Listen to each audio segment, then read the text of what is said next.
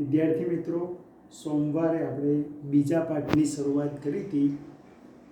બીજો પાઠ સમાજશાસ્ત્રમાં ભારતીય સંસ્કૃતિ અને સમુદાય. 10 માર્ક્સનું આ પાઠમાંથી પૂછાય છે બોર્ડની પરીક્ષામાં. આપણે 2021ની માર્ચની બોર્ડની પરીક્ષાની તૈયારી કરી રહ્યા છીએ. અત્યારે આપણે ભારતીય સંસ્કૃતિ અને સમુદાય વિશે જાણવાની કોશિશ કરીએ છીએ. ભારતીય સંસ્કૃતિ એટલે ભારત દેશ, જે દેશમાં આપણે રહીએ છીએ એ દેશની સંસ્કૃતિ કેવી છે. અને સમુદાય એટલે ભારત દેશમાં રહેતા અલગ અલગ ધર્મના લોકો. સૌથી પહેલાં સંસ્કૃતિ એટલે શું? સાદી ભાષામાં સંસ્કૃતિ એટલે ભારતીય પ્રજાની લાક્ષણિક જીવન રીતિ. એટલે આપણે જે કંઈ પણ વિચારીએ છીએ, જે કંઈ પણ આપણા સંસ્કારો છે, જીવન જીવવા માટે જે કંઈ પણ ચીજવસ્તુઓ આપણને જરૂરી છે એને સંસ્કૃતિ કહી શકાય. બહુ સરળ છે. આપણે જીવીએ છીએ 24 કલાકમાં આપણે જે વસ્તુની જરૂર પડે છે, આપણી જે આદતો છે, આપણા જે સંસ્કારો છે, આપણી જે પરંપરાઓ છે, આપણા જે રીત રિવાજો છે, એને સંસ્કૃતિ તરીકે ઓળખવામાં આવે છે. ભારતીય સંસ્કૃતિ ભાતીગળ સંસ્કૃતિ કહેવાય છે. 21મી સદીમાં ભારતીય સંસ્કૃતિ ભાતીગળ સંસ્કૃતિ તરીકે ઉપસી આવી. એટલે શું કે ભારતીય સંસ્કૃતિમાં દુનિયાના અલગ અલગ દેશોની સંસ્કૃતિના તત્વો સામેલ થયા છે, ઉમેરાયા છે. એટલે ભારતીય સંસ્કૃતિ ભાતીગળ સંસ્કૃતિ તરીકે ઉપસી આવી છે. ભાતીગળ સંસ્કૃતિ એને પણ કહેવાય કે ભારતના અલગ અલગ ધર્મો, અલગ અલગ રિવાજો, અલગ અલગ સંસ્કારો, અલગ અલગ જીવન જીવવાની પદ્ધતિઓ, એને પણ ભાતીગળ સંસ્કૃતિ તરીકે ઓળખવામાં આવે છે. મિત્રો, સી વિભાગમાં 2 માર્ક્સનો પ્રશ્ન પૂછાય છે. ભારતીય સંસ્કૃતિને ભાતીગળ સંસ્કૃતિ કઈ રીતે કહેવાય છે? એનો જવાબ આ ફકરાની અંદર છે. ફરી એકવાર સમજાવી દઉં. વિશ્વના વિવિધ ધર્મ અને સંસ્કૃતિના તત્વો ઉમેરાતા ભારતીય સંસ્કૃતિ ભાતીગળ સંસ્કૃતિ તરીકે અસ્તિત્વમાં આવી. આગળ, ભારતીય સંસ્કૃતિ પ્રાચીન અને ભવ્ય ગણાય છે. ભારતની સંસ્કૃતિ કેવી ગણાય છે? પ્રાચીન, સૌથી જૂની સંસ્કૃતિ છે, હજારો વર્ષ જૂની સંસ્કૃતિ છે. અને ભવ્ય છે. ભવ્ય એટલા માટે છે કે આખી દુનિયાના દરેક દેશોએ ભારતીય સંસ્કૃતિના ઘણા બધા તત્વો લઈને પોતાની જીવન રીતિ બનાવી છે. એટલે ભવ્ય છે. એટલે કે દુનિયાના દેશોની અંદર ભારતીય સંસ્કૃતિ લોકપ્રિય છે.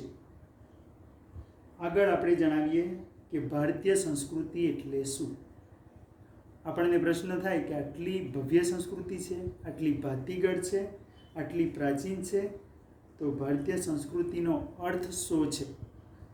તો ભૂપેન્દ્ર બ્રહ્મભટ્ટ નામના સમાજશાસ્ત્રી ભારતીય સંસ્કૃતિની વ્યાખ્યા આપતા નોંધે છે કે ભારતીય સંસ્કૃતિ એટલે માનવતા, સહિષ્ણુતા, વિશાળતા, એકતા, બિનસાંપ્રદાયિકતા અને સાતત્યના લક્ષણો ધરાવતી સંસ્કૃતિ. ફરી એકવાર, માનવતા, સહિષ્ણુતા, વિશાળતા, એકતા, બિનસાંપ્રદાયિકતા અને સાતત્યના લક્ષણો ધરાવતી સંસ્કૃતિ. ખાલી આ 5 શબ્દો યાદ કરી લો.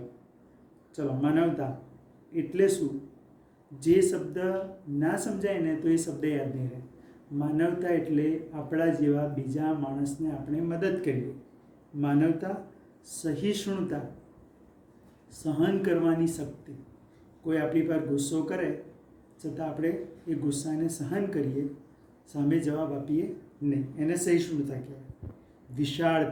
વિશાળતા એટલે આપણે આપણા ધર્મને પણ અપનાવીએ અને બીજા ધર્મના સારા તત્વોનો કદર કરીએ, માન આપીએ. વિશાળતા. એકતા, બધા જ સરખા છે. દરેક ધર્મના લોકો એ આપણા ભાઈ અને બહેન છે. બિન સાંપ્રદાયિક, દુનિયાના દરેક ધર્મો એક જ ઈશ્વર, એક જ ભગવાન અથવા અલ્લાહની કલ્પના કરાવે છે. એટલે દરેક સંપ્રદાયને માન આપીએ, દરેક સંપ્રદાયની કદર કરીએ. અને સાતત્ય, સતત ચાલી આવતી સંસ્કૃતિ છે. ભારતીય સંસ્કૃતિ 2-5 વર્ષ જૂની નથી, 200 વર્ષ જૂની નથી, 2000 વર્ષ જૂની છે. એને સાતત્યના લક્ષણ ધરાવતી સંસ્કૃતિ. આ વ્યાખ્યા કોણે આપી છે? ભૂપેન્દ્ર બ્રહ્મભટ્ટે આ વ્યાખ્યા આપી છે. આગળ આપણે જોઈએ, વધારે માહિતી મળે ભારતીય સંસ્કૃતિના લક્ષણો કયા કયા છે. ભારતીય સંસ્કૃતિના 5 લક્ષણો છે: સાતત્ય અને પરિવર્તન,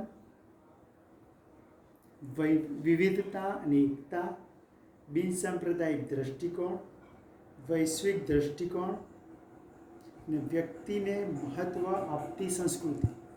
હવે છઠ્ઠું લક્ષણ પણ જો ઉમેરીએ તો વ્યક્તિવાદી અને અધ્યાત્મવાદી. આ 6 લક્ષણો ભારતીય સંસ્કૃતિના છે. કદાચ આવો પ્રશ્ન પૂછાઈ જાય ડી વિભાગમાં 3 માર્ક્સનો, ભારતીય સંસ્કૃતિની વ્યાખ્યા આપી તેના લક્ષણો જણાવો. 2015ની બોર્ડની પરીક્ષામાં આ પ્રશ્ન પૂછાયો હતો. એટલે કદાચ પૂછાઈ જાય તો આપણે તૈયારી કરવી સારી. અત્યારે હું તમને સમજાવી દઉં. પહેલું લક્ષણ છે સાતત્ય, યાની સતત ચાલી આવતી સંસ્કૃતિ. પરિવર્તન, સમયે સમયે અલગ અલગ જગ્યાએ ભારતીય સંસ્કૃતિમાં જે ફેરફારો થયા એને સાતત્ય અને પરિવર્તન તરીકે ઓળખાય છે. વિવિધતા અને એકતા, દરેક ધર્મના અલગ અલગ રીત રિવાજો છે, છતાં દરેક ધર્મના અલગ અલગ રીત રિવાજો હોવા છતાં ભારતના લોકો હિન્દુ, મુસ્લિમ, શીખ, ખ્રિસ્તી, બૌદ્ધ બધા એક સાથે એક સંપથી રહે છે, સંગઠિત થઈને રહે છે. બિનસાંપ્રદાયિક દ્રષ્ટિકોણ, ભારત એક ધર્મનો દેશ નથી. ભારતમાં જુદા જુદા ઘણા બધા ધર્મો વસવાટ કરે છે. એ આમ જોવા જઈએ તો ભારતના બંધારણે ભારતમાં 14 ધર્મને વસવાટ કરવાની મંજૂરી આપી છે. એટલે કે ભારત દેશમાં 14 ધર્મના લોકો વસવાટ કરે છે.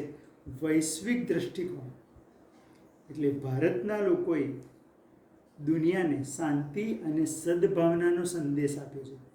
એટલે કે લડીએ નહીં, પણ શાંતિથી રહીએ, આપણો પણ વિકાસ કરીએ અને બીજાનો પણ વિકાસ કરીએ, અને સદભાવના, દરેક પ્રત્યે સારી લાગણીની ભાવના.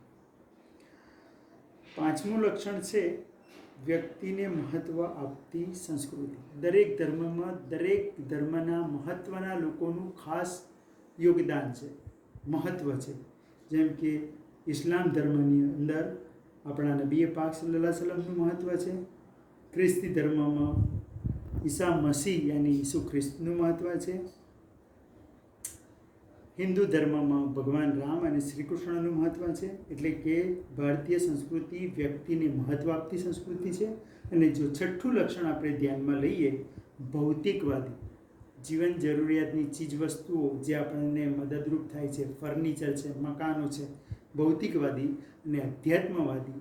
ભારતના લોકો દરેક ધર્મમાં માનવાવાળા છે.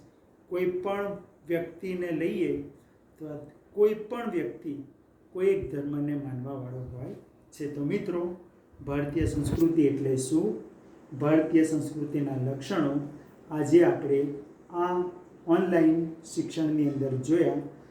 તમે એકવાર પાઠ વાંચી લો, આ મુદ્દા સમજી લો, અને ન સમજાય તો તમે એને ટીક માર્ક કરી અને લખી રાખશો. ફરી ક્યારેક આપણે જ્યારે રૂબરૂ મળીશું, સ્કૂલ શરૂ થશે ત્યારે હું તમને એ તમારા પ્રશ્નોનું નિરાકરણ કરી આપીશ.